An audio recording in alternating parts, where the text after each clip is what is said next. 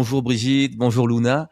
Bonjour. On va donc parler de ce projet Scientopolis, de ce centre scientifique qui sera à proximité de cette ambassade prévue pour accueillir les extraterrestres, et également de ce projet affilié à l'association que défend très fortement le mouvement raélien, Clitorègle, un engagement contre l'excision des femmes en Afrique.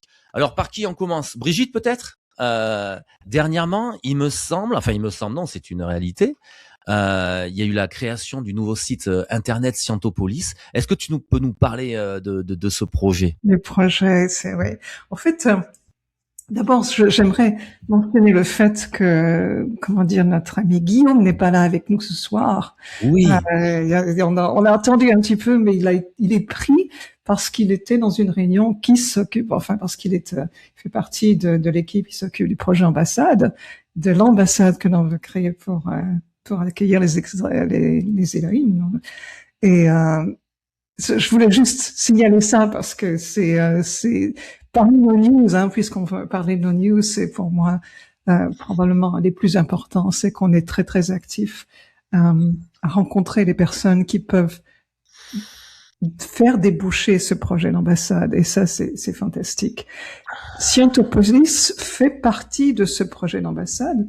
C'est en fait une ville de science qui sera construite proche de l'ambassade et dans laquelle, dans le futur, on devrait être capable d'échanger et de construire et construire, élaborer ou faire évoluer notre science grâce à l'interaction avec les Elohim, donc ces scientifiques qui nous ont créés.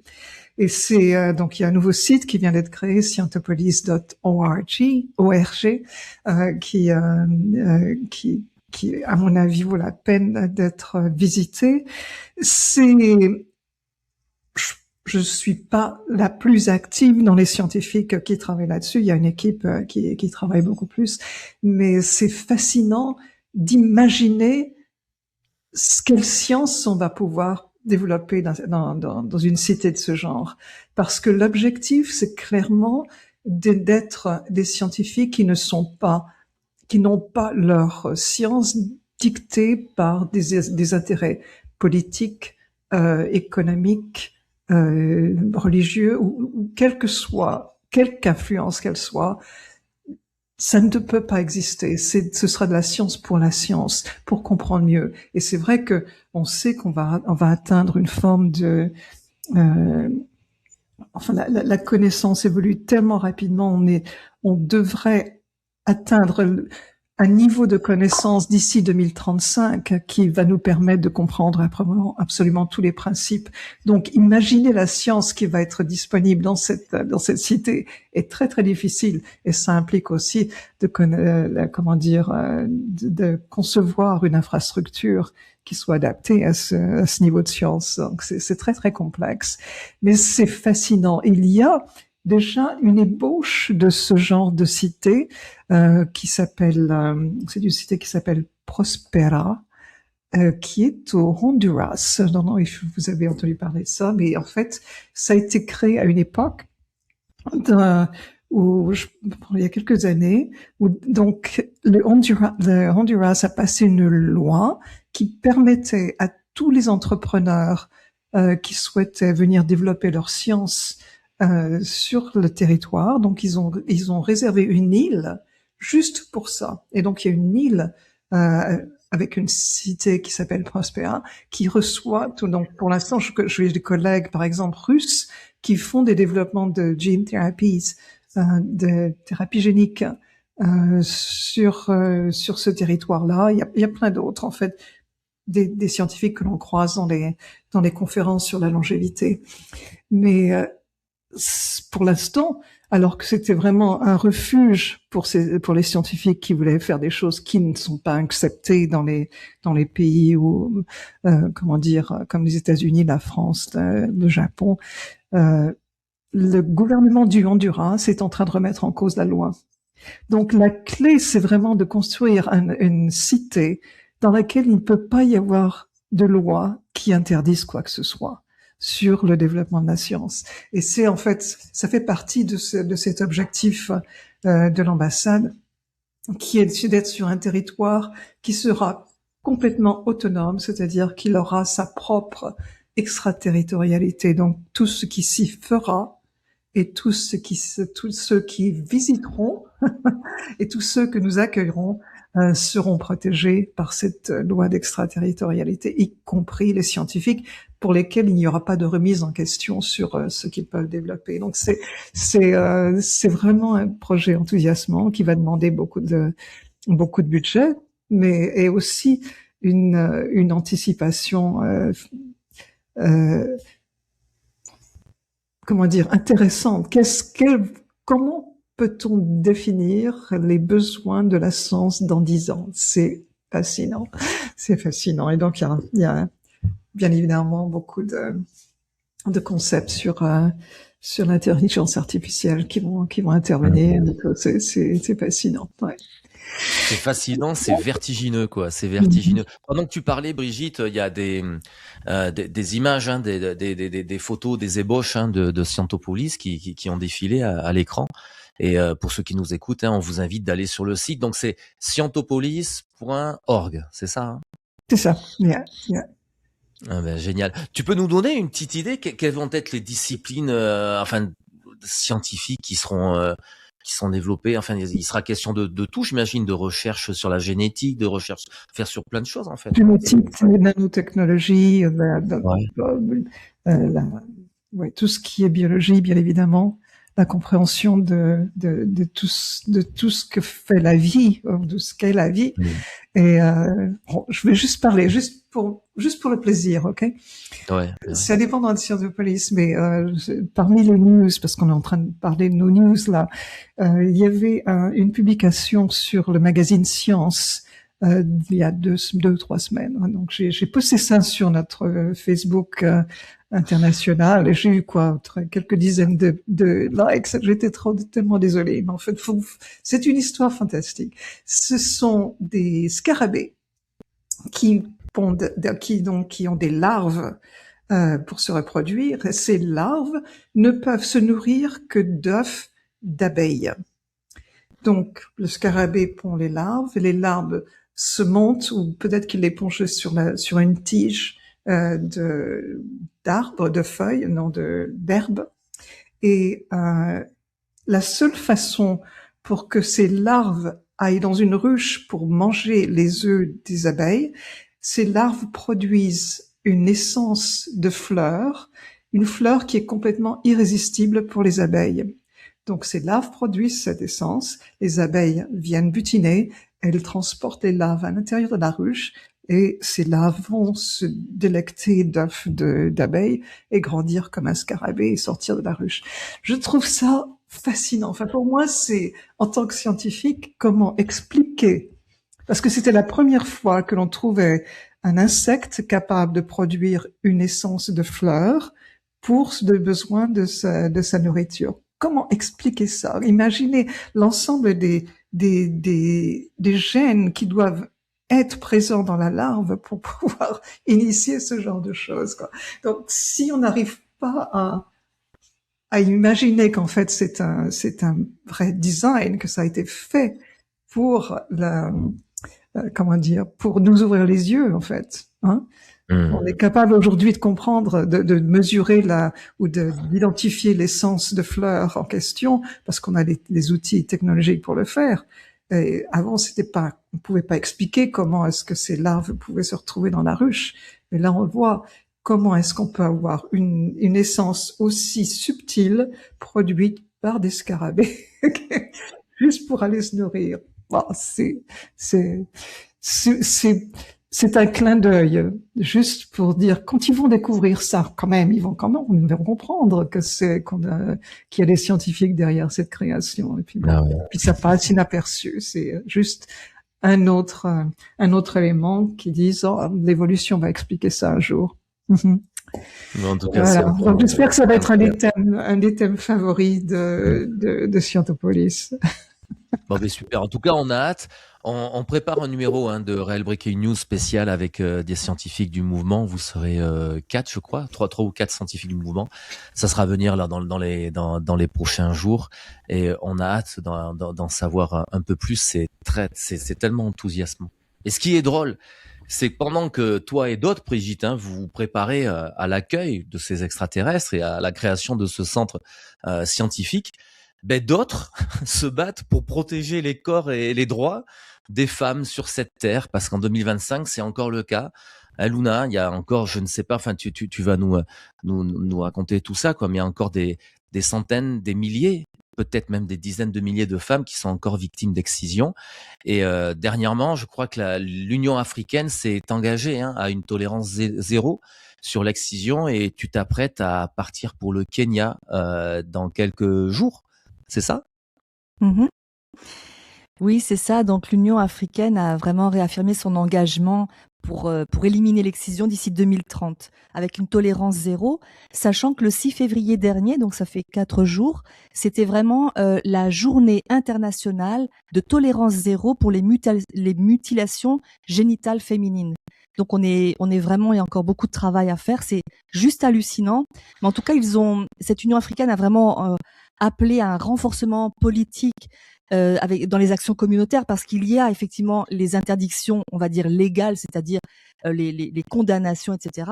Mais il faut faire de l'éducation.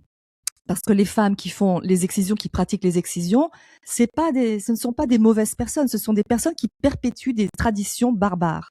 Et donc, il faut, en plus de la pénalisation, il faut faire de l'éducation. Donc, c'est vrai que ça, c'est important. Et ce ne sont pas des choses qui sont, en termes de chiffres, c'est absolument, en termes de données, c'est énorme. C'est-à-dire qu'on estime à plus de 230 millions de filles et de femmes qui vivent des séquelles des mutilations génitales féminines dans le monde. Autrement dit, c'est pas juste des cas isolés. Et c'est énorme parce que ce sont les survivantes. C'est-à-dire que là, on parle de celles qui sont encore vivantes. Il y a toutes celles qui sont décédées par les hémorragies, par les infections, et toutes celles qui ont fui, parce qu'il y a aussi, j'avais rencontré il y a quelques années des petites filles qui avaient fui leur village, et certaines sont mortes, et certaines sont mortes parce qu'elles étaient en forêt, il y avait personne. D'autres sont arrivées dans des villages, elles ont été recueillies pour fuir l'excision. Mais Luna, Oui, quand moi je parlais de dizaines de milliers, centaines de milliers, donc c'est bien au-delà, quoi. ah oui, ce C'est sont des millions. des C'est des millions millions de femmes. Et on estime qu'environ 4,5 millions de filles sont encore exposées chaque année au risque d'être excisées avant l'âge de 5 ans. Parce qu'avant, il y avait des rituels au niveau des âges. Et puis, comme les petites filles s'échappaient, ils font de plus en plus tôt. Ça, c'est ce qu'on m'a dit quand j'étais au Kenya. Donc, c'est assez affreux. Alors, voilà, bon, ça, c'est énorme. Le chiffre est énorme. Et puis, il faut savoir qu'en Europe, c'était la même chose. Il y avait des excisions pratiquées par des médecins jusque dans les années 50. C'est pas uniquement le continent africain, en Amérique du Sud, en Asie, en Europe. Vraiment, ce désir de museler la sexualité féminine n'est pas uniquement sur le continent africain, mais vraiment sur toute la planète. Donc, c'est énorme. Et puis, bon, les bonnes nouvelles quand même, c'est qu'effectivement, dans les statistiques, les données viennent d'UNICEF 2025, on constate quand même qu'il y a une régression importante. Par exemple, pour l'Érythrée, on est passé de 93% de femmes excisées à 69%, sachant que ça paraît pas beaucoup sur les chiffres, mais c'est énorme en termes de qualité de vie pour ces personnes qui sont passées à côté de cette excision. Éthiopie, on est passé de 77 à 47%. Au Kenya, mission qui est organisée, d'ailleurs c'est Brigitte qui chapeaute toutes ces missions depuis des années, avec beaucoup d'élégance et de discrétion aussi. Et donc au Kenya, on est passé de 26% à 9% d'excision, donc c'est énorme, sachant que c'est surtout les tribus Maasai qui pratiquent l'excision. Enfin, on a comme ça quand même heureusement un progrès avec des communautés qui s'engagent et qui changent les normes sociales. Et puis c'est pour ça que c'est toujours enthousiasmant aussi de partir. Et en tout cas, la prochaine mission qui est organisée donc par Brigitte, qui a fait les levées de fonds, etc. Donc elle organise tout ça. Je ne sais pas comment elle fait. Je pense qu'elle a plusieurs vies, mais elle a plusieurs clones. Je ne sais pas comment elle fait. Elle est partout. Comme les Raéliens, elle est partout. Ouais. Et donc, la prochaine mission au Kenya sera du 23 mars au 28 mars. Et j'ai donc le grand honneur, parce que c'est un honneur et un privilège que de pouvoir partir là-bas, aider une équipe. Donc il y a un chirurgien, donc docteur Harib, qui organise donc les opérations. Et puis moi j'aide. Alors c'est très intéressant parce que c'est à la fois une aide pour accueillir ces femmes qui racontent parfois pour la première fois leur histoire. Donc moi je suis en première loge pour parler avec elles, qu'elles racontent leur histoire. Donc il y a ces blessures physiques et puis ces blessures morales, parce que elles sont trahies par les propres gens de leur famille, parfois leurs propres grand-mères qui vont pratiquer. Des fois, à l'insu des propres mères ne sont pas au courant. C'est la grand-mère qui prend le pas de le faire. Donc elles sont trahies par les gens qui devraient les protéger. Donc vous comprenez bien qu'il y a quelque chose de troublant dans ce qu'elles vivent, aussi bien physiquement dans leur chair que dans leur mental, dans dire qu'est-ce qui se passe. Et des fois, elles comprennent même pas ce qui s'est passé. Donc c'est tout un cheminement, donc à la fois de restauration du clitoris, oui, pour retrouver une dignité et retrouver être des femmes à part entière. Et c'est ce qu'elles disent. Elles disent je veux être une femme à part entière. Ce sont des femmes. On leur a retiré quelque chose qui était indispensable pour être pour elles entières. Et puis nous, notre travail, c'est de restaurer et ensuite de réparer, c'est-à-dire travailler sur tout un process de réappropriation de son corps, de retrouver le plaisir déjà pour elle-même. Et puis ce qui est très beau, moi, ce qui m'a beaucoup touchée, c'est quand leurs propres maris les accompagnent, parce que certains maris ne sont pas au courant qu'elles ont été excisées. Les femmes ne veulent pas le dire. Et puis les hommes disent mais c'est impossible, on peut pas, tu peux pas, il faut absolument que tu puisses profiter de cet instant ensemble. Donc il y a aussi tous ces hommes qui ne veulent plus de femmes excisées. C'est vraiment une réconciliation des hommes et des femmes à trouver ensemble du plaisir. C'est pas que pour le plaisir, mais la dignité, le plaisir ensemble. Et les hommes ont un grand rôle à jouer parce que jusqu'à présent, certains disaient mais c'est une affaire de femmes. C'est leur histoire, on sait pas. Puis maintenant, ils ne veulent plus. Maintenant, ils sont au courant et maintenant, ils veulent arrêter. Ils veulent que ça cesse. Et pour beaucoup, c'est je ne veux pas que ma fille vive ça. Donc, c'était très intéressant de passer dans les écoles de police, de montrer les vidéos de ce qui se passait dans les excisions et de voir ces hommes qui appelaient tout de suite à la pause leur femme en disant surtout, je te préviens, ne fais pas ça à notre fille. Et je te préviens que je préviendrai aussi les grands-mères de ne pas toucher à nos enfants. Et c'est merveilleux. Ça veut dire qu'il y a vraiment quelque chose qui est en train de changer et qui réconcilie les hommes et les femmes dans un avenir où il y ait un respect du corps, de cette merveilleuse œuvre d'art que les êtres qui nous ont créés ont fait. On est une œuvre d'art qui est faite pour jouir, pour le plaisir. Et puis, de retrouver ce sens du plaisir, c'est vraiment important. Donc, pour moi, c'est un moment... j'ai toujours dit, il y avait un avant et un après l'émission Clitored, parce qu'il y a eu quelque chose dans la prise de conscience de l'excision physique et puis de l'excision mentale en tant que femme, de l'accès au plaisir en tant que femme. Il y a tout un tas de choses qui ne sont pas seulement sur la chirurgie, mais sur la chirurgie mentale parfois. Alors j'expliquais aux femmes là-bas au Kenya, eh bien oui, il y a des femmes en Europe aussi qui ont un clitoris mais qui ne savent pas l'utiliser et qui n'ont pas d'orgasme. Et donc on est sur un processus de réappropriation de son corps et du plaisir. Donc c'est vraiment merveilleux et on rit beaucoup, on pleure, on rit. Il y a des moments d'échange merveilleux. Donc là on a fait aussi un travail par rapport au fait de retrouver, de savoir qu'est-ce qui me fait plaisir à moi en tant que femme. Donc on parle de vibromasseur, on parle de jet de douche, comment se masturber. On aborde des sujets entre femmes qui sont absolument très intimes, mais en même temps merveilleux et qui les libèrent aussi de cette pression du passé et de cette culpabilité d'être une femme parfois, et puis de cette colère contre ce qui s'est passé pour elles. Donc voilà, je suis vraiment ravie de pouvoir participer à ça. C'est pour moi une mission plus qu'une mission. C'est pour moi-même aussi. C'est quand on aide comme ça, je crois qu'on se répare soi-même. On répare cette partie de nous qui a été blessée à des moments de notre vie. Et c'est quelque chose qui moi m'avait toujours touchée. Je m'étais dit mais comment on peut même imaginer faire ça, imaginer pratiquer l'excision et le faire et voir des petites filles pleurer, crier. Je me dis comment c'est possible? Comment on est arrivé à ça? Comment on est arrivé à cette folie? Et effectivement, les traditions, et c'est pour ça que les Raéliens ont cette force nous sommes une religion qui respectons les droits de l'homme, et de l'homme avec un grand H. Et donc, nous respectons les règles tant qu'elles ne touchent pas aux droits fondamentaux des êtres humains, du respect de leur corps. Et dès que ça touche à ça, nous sommes les premiers à nous lever, nous sommes des Jeanne d'Arc, nous sommes des chevaliers blancs, nous sommes ce que nous... Et là, on va se battre bec et ongle pour que les droits de l'homme soient respectés. Ça, c'est notre religion. Donc, je crois que c'est ça. On peut apporter notre eau au moulin et on peut vraiment apporter sortir l'humanité de l'obscurité et de souffrance. Hein, on en a déjà parlé, mais c'est vraiment, ça fait partie du rôle des Raéliens. Et ça, on n'en parle jamais. Ça, non, on parle de nous sommes des soumises, etc. Mais jamais, ou des esclaves sexuels, jamais on ne parle de ce que nous faisons à côté pour libérer les femmes du joug et les hommes aussi du joug des traditions délétères.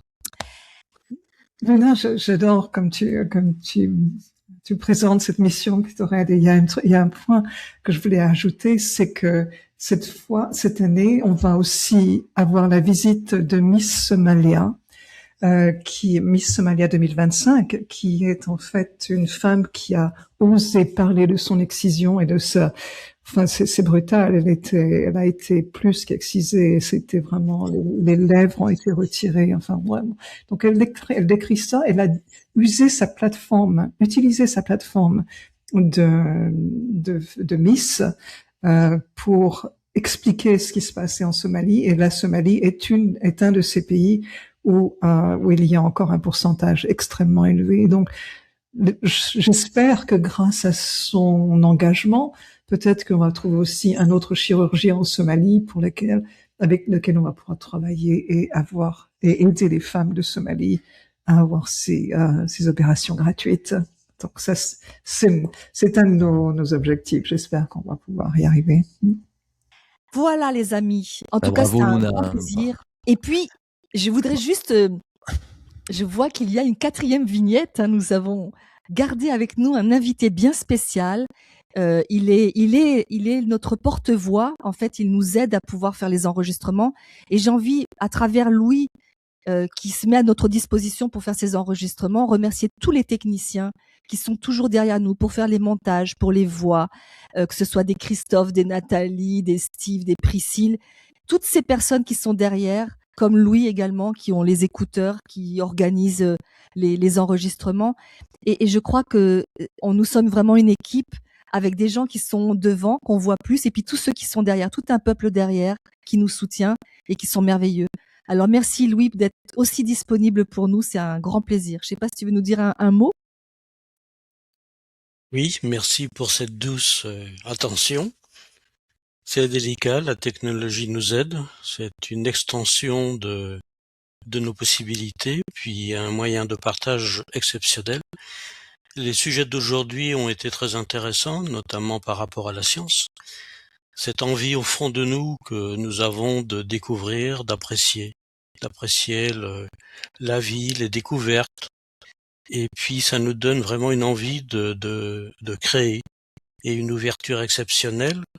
Et cette science nous relie entre nous, nous donne un amour, une envie de collaboration pour comme un être, comme dans une ruche, avec des abeilles qui ont des fonctions en fonction de leur ressenti, de leur découverte.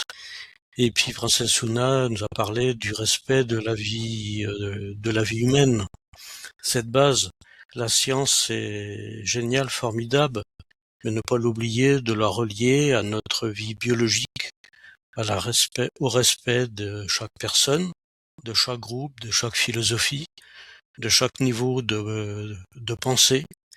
Donc apprécions cette grande ruche, l'humanité, avec cette beauté, puis qui doucement s'ouvre vers des conditions célestes, tout doucement, avec tendresse, avec amour, de temps en temps, en ratant quelques marches, avec certes quelques douleurs, mais l'envie, l'avenir, tout cet ensemble nous donne vraiment de multiples rêves qui nous permettent de nous relier et puis d'avoir une confiance en l'avenir. Donc vive à la vie, vive à l'humanité, et merci pour votre collaboration exceptionnelle. J'apprécie beaucoup, j'apprends beaucoup de vous. Merci. Tendresse à vous.